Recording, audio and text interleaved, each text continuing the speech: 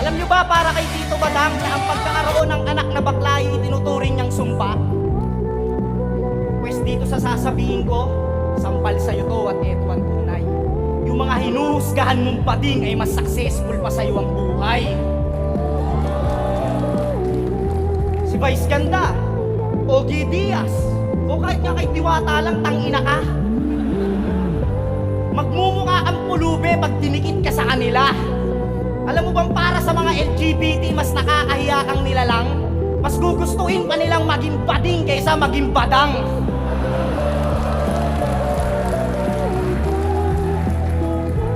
Bilang tatay, alam kong hindi biro magkaroon ng isang anak na may iba ang kasarian.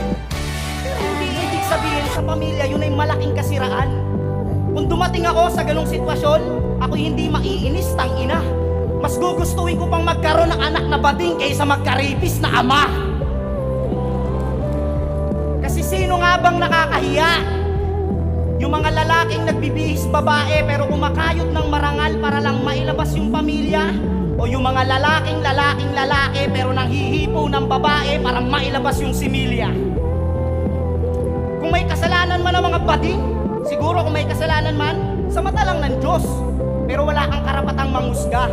Ikaw bukin ang ina ka, pati sa batas ng tao, lumabag ka.